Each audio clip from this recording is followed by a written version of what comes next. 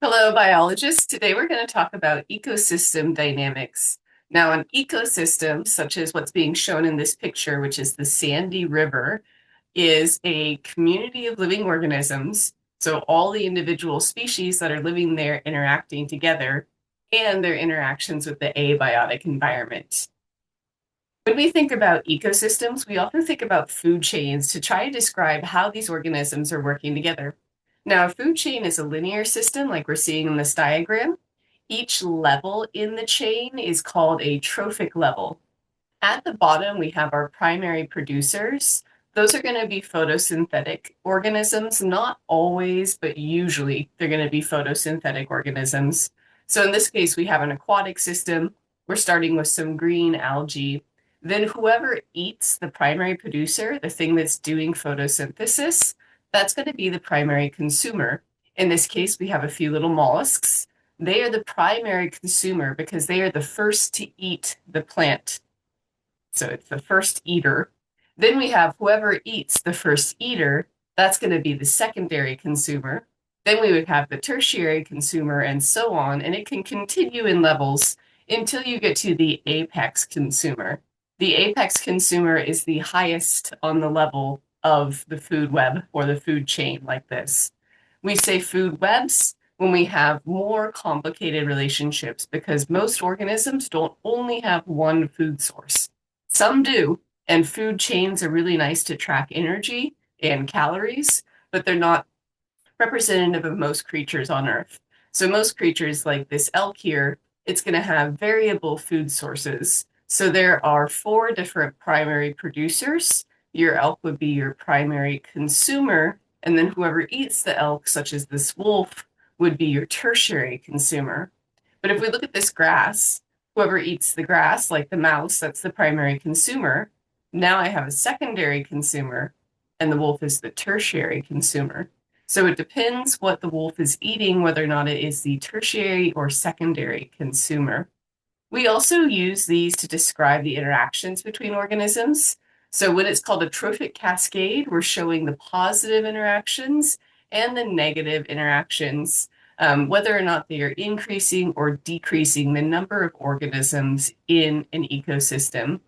So a coyote might decrease the number of mice, but the number of mice might decrease the number of grasses, and the number of grasses you have can be related to the amount of wildfires that you have. And so it's this nice interlocking system, hence the word cascade.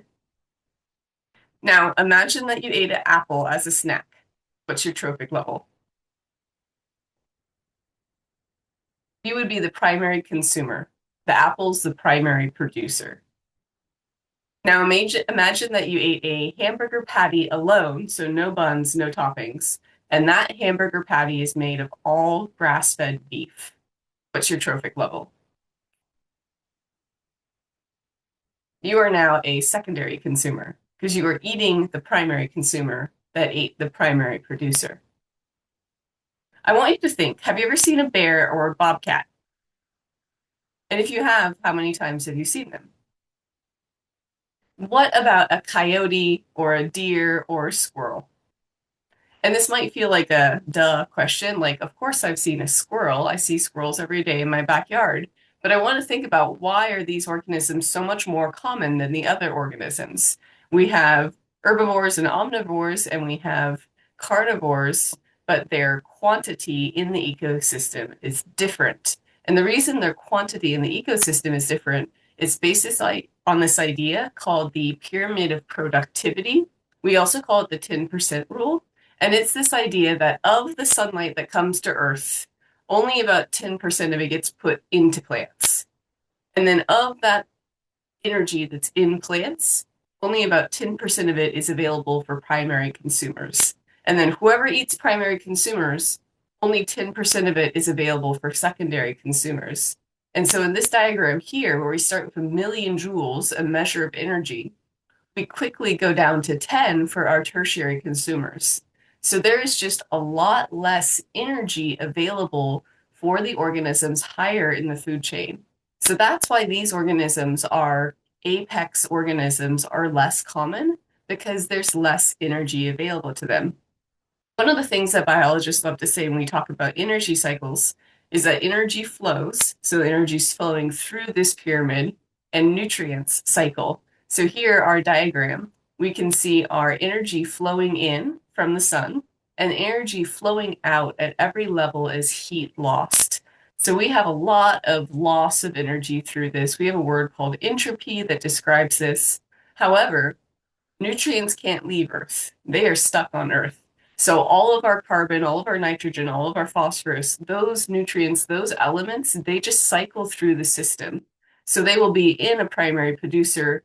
The producer will die, it'll decompose, it'll be used again. It might be eaten by an organism. Those will die and decompose and be used again. And so the nutrients stay fixed, but the energy flows throughout. If the energy stayed fixed, we would have an equal amount of energy available for each trophic level. We can measure our energy. We're going to start with gross primary production. Gross primary production is the amount of energy from sunlight converted into organic molecules by photosynthetic organisms. So this is how much plants can make organic molecules via photosynthesis. Now, plants need to use what they make, but they don't use all of it. Some they store in their bodies. So the net primary production is what is available for the primary consumers to eat. Those primary consumers are not going to get all the energy that's made because the plant has used some up to continue to survive. So net primary production is gross primary production minus respiration, which is the amount the plants need to use to stay alive. And it's about half of GPP. Our net primary production, the amount of energy that's available for organisms in plants, is not equally distributed across the globe. So up at the poles, there's none. So it's none. That's what white is. It's just absolutely not on the record at all because there's no plants there. When there are plants, we have a scale of 0 to 1200, and we can see all the red is up at the top at the higher levels, and then around the equator, that's where we find all of the purple and blue. So our highest level of net primary production is around the equators. And that makes sense when we think about plants, right? Because the equator is 12 hours of sunlight every day, all year long. It's basically 70 degrees all year long. There are two seasons, wet and extra wet, but there is no winter. And so that's like the perfect habitat for plants to grow. And so plants are just booming there, and that's where we find the most NPP. We can look at it based on biome. So here we have a couple things happening. We have our different biomes along the side. We have NPP per unit area covered by the ecosystem type, and the total NPP.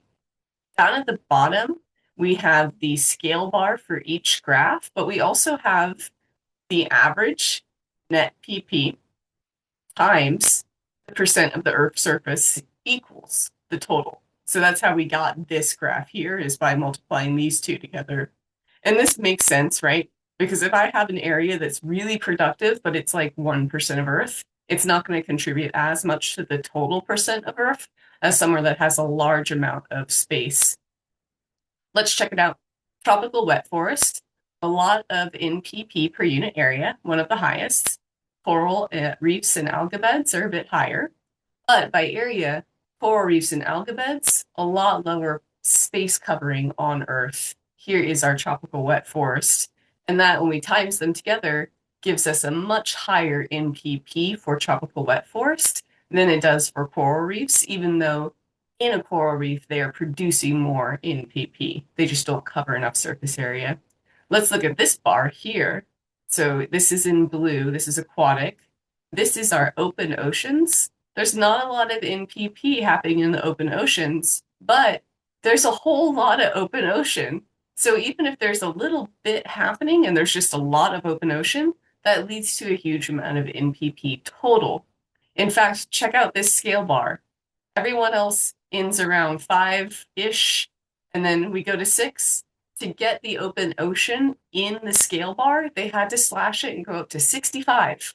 So if this was to scale, this would continue for like a huge long way and then end at 65, but that would look ridiculous. And so we slashed it. We had to break our scale bar.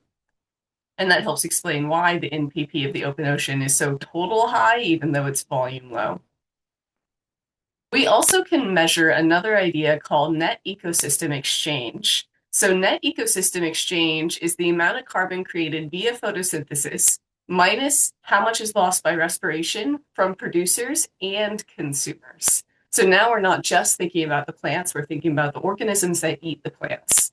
Here we have photosynthesis occurring. So this is sunlight being converted to organic molecules. That's gross primary production. So that's what's happening in the plants. Then we have the plants doing respiration to stay alive. We have all of their little roots doing respiration to stay alive.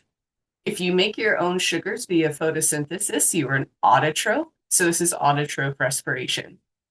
Our heterotrophs are going to be eating the plants, and we've included fungi, our detritivores, which are going to be eating the dead plants or the sick plants, or maybe they're parasites. But either way, our heterotrophs who cannot make their own food, they're going to be doing cellular respiration as well. So they're going to be releasing carbon back into the atmosphere. Thus, our net ecosystem exchange is the total amount of organic molecules you make via photosynthesis minus how much respiration is going on from your autotrophs and your heterotrophs. So that's like what's left over that could support more life. Now, when we're thinking about these pyramids and flows of nutrients and energy, we also have to think about another concept called biomagnification. So we know magnification is taking something and making it bigger, and adding the prefix bio implies that it's happening inside of living things. I've got two examples for you. One is the concentration of DDT. DDT was a chemical. We tried to use it to get rid of mosquitoes. We sprayed it over everything. If you go on YouTube, you can find videos of like these spraying trucks going down the street and kids dancing in the spray. Turns out it's a nasty chemical and we don't use it anymore. But it's now in our water. And the problem with it being in water is not huge because it's a low concentration, right? It's just one. That's our concentration. But DDT sticks in lipids. And so if I have lipids in this water, it will aggregate in the lipids. And as the water is used by phytoplankton, a primary producer, it gets stuck in their lipids. And so now where the concentration was low in the water, it's higher in the phytoplankton. The things that eat the phytoplankton, such as zooplankton, it's going to be even higher in them because they're eating a concentration that's higher than the water. When small fish eat the zooplankton, it's going to magnify in them even further, and larger fish even further, until we get up to these fish-eating birds, these tertiary or apex consumers. They're going to have the highest level of DDT, and it has caused health issues in these predatory birds because this is a huge amount of DDT. And so it's just increasing in concentration of the food chain. The same thing with mercury. Mercury is a metal. Mercury causes health problems. Mercury is released into the water source from coal and volcano and mines. And then methylmercury gets into the water. It's not particularly high in concentration, but the krill get it. And then whoever eats the krill get it. And then whoever eats the thing that eats the krill gets it. And each time you move up the step, you have a higher level of mercury in these organisms. And so your apex predator has the highest level in their body. Note here, this is EPA advice for consumption. You can eat salmon and oyster unlimited because the concentration of mercury is pretty low in them. But trout, tuna, specifically canned tuna, it says eat a few times a week at maximum. And things like albacore, pike, halibut, shark, only eat a few times a month. If you've ever heard that you shouldn't eat tuna while pregnant, this is because of that mercury level. Keystone species are key for our ecosystem dynamics. A keystone species is an organism that has a higher impact on everybody else in its ecosystem than you would think based on its biomass. So we have keystone predators, we have keystone prey, we have keystone species that help make the environment itself, the physical habitat, more livable for others. But the keystone species is holding the ecosystem together. For example, we have this orange sea star.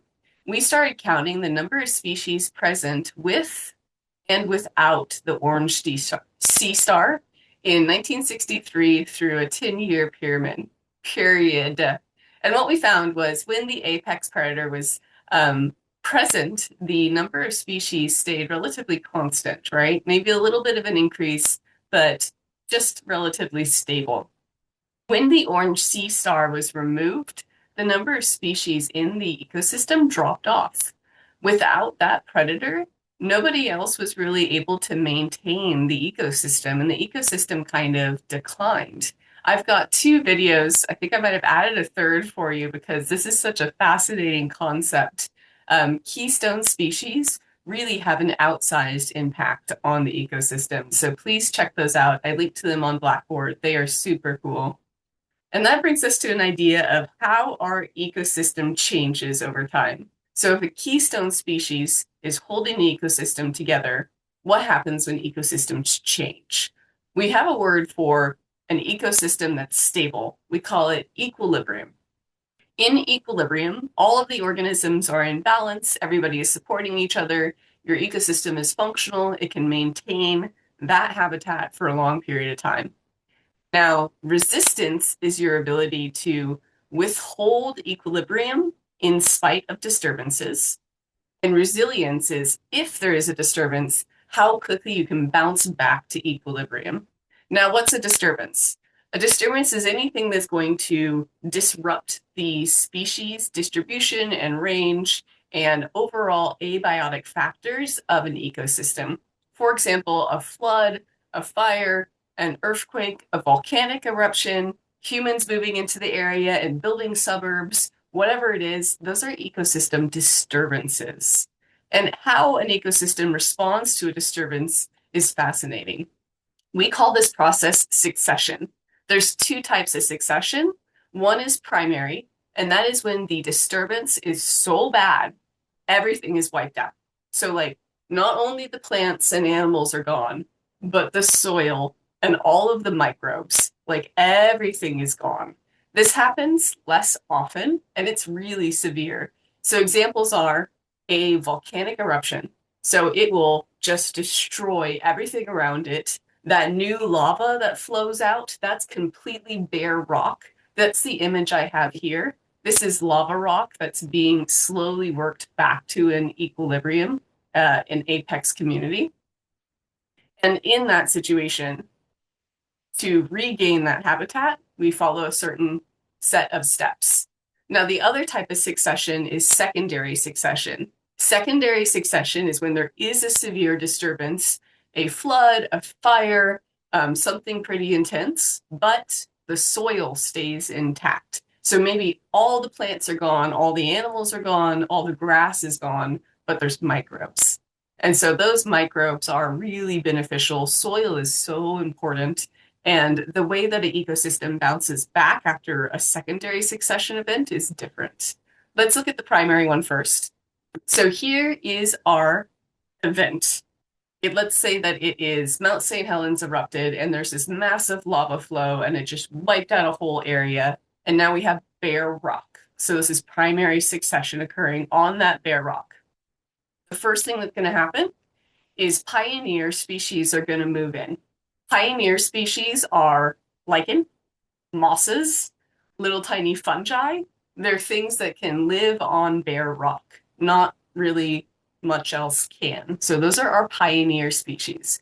Those pioneer species will move in. They'll start eating the bare rock. They'll break the bare rock down. They'll start to create soil. And now that you've created soil, we can move into the intermediary stage. In the intermediate stage, that little bit of soil means that you can get some tiny plants, you can get grasses. Those grasses will make more soil. That's going to lead to more plants. Now you get shrubs. Once you get shrubs and grasses, you can have bugs, you can have birds, you can have rodents. So life starts moving in after the soil is reestablished. As life fully moves back into the area, and our ecosystem returns to what it used to be or a stable version of whatever it is now, we call that a climax stage. So this would be a ecosystem in equilibrium. Climax means like it's fully mature. It is a stable, mature forest. It is biodiverse, it is happy, it is stable. Now, secondary succession, let's say a fire wiped out all the plants, but it didn't kill the soil. Because the soil is still there, we can have pioneer species again, but it doesn't have to be moss and lichen. Now it can be things like grasses and annuals and perennials, soft, tiny little plants that have thin root mats. They're going to use the nutrients in that soil that is still there, and as they grow, they're going to replenish the soil. Their bodies are going to die. They're going to get decomposed. They're going to return nutrients. Those nutrients are going to allow bigger plants to move in. You're going to get shrubs, small trees. That means birds and bugs and rodents, and everybody can move back to the habitat until you have your climax community. So, what is the process? Pioneer, intermediate, climax. Now that you have a climax community, it can be in a state of equilibrium. We also are going to measure our communities based on their structure. So not just how far along they are in maturity, but what kind of species are there and how they're distributed. Your number of species is determined by species richness. So more species, higher richness. And your abundance of species is determined by species evenness. In total, we use those two ideas to talk about biodiversity. And we talk about biodiversity as an index. We want to be a high index for lots of biodiversity. I've got two communities here. This is community A, and this is community B. Both of these communities have 4 types of mushrooms. So they have equal species richness. However, community A has a higher distribution of one type of mushroom than the others. So this is a low species evenness. Community B has a relatively equal distribution of all 4 mushrooms. This is a higher species evenness. So even though the number of species is the same, how these communities interact and what's going on is different. I've got several practice questions for you now. That's what we're going to do for the remaining of the lecture. We're going to start with toxoplasmosis.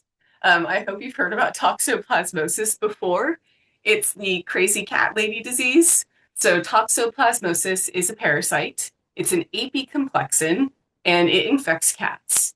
And when cats get it, they have little tiny oocytes in their feces, and that's how it spreads to humans. So humans can get it from scooping cat litter boxes or being in areas where cats are defecating, like a cat in a barn or a cat living in your shed, whatever. If you're exposed to the feces, you might get the parasite through these little tiny cysts. The cat can also spread it through the feces to other animals that it's exposed to. Note that these are all farm animals, things that you might find in a barn with a cat. And then once these animals are infected, by eating their flesh, because the oocyte will hang out in the cyst of these animals and not the feces, by eating the flesh, it can get transmitted to humans or it can get transmitted back to cats. What's really fascinating about this disease, we estimate that half the population on Earth has this. The side effects are very nil, so we don't really know if we have it or not. And it might change the behavior of people who have it. So when a rodent gets infected, we think that the rodent becomes less scared of cats. So now this rodent that has the parasite might walk over to this cat. And what's the cat going to do? It's going to kill it and eat it. And that ensures that the parasite is transmitted to the cat. We also think that maybe when cats have it and they give it to humans via their poop, it changes how humans interact with cats. And it makes us more in love with cats and want more cats. And that's why it's called the crazy cat lady disease, is because you want to just have all the cats. There's a lot of really interesting research about this. This diagram here is from the CDC. But what's the question? The question is, infection with this apicomplexan is shown to alter the behavior of mice and rats in ways thought to increase the rodent's chance of being preyed upon by cats, which in turn infects the cat with the parasite. Which organism benefits most from this symbiosis? It is the apicomplexan.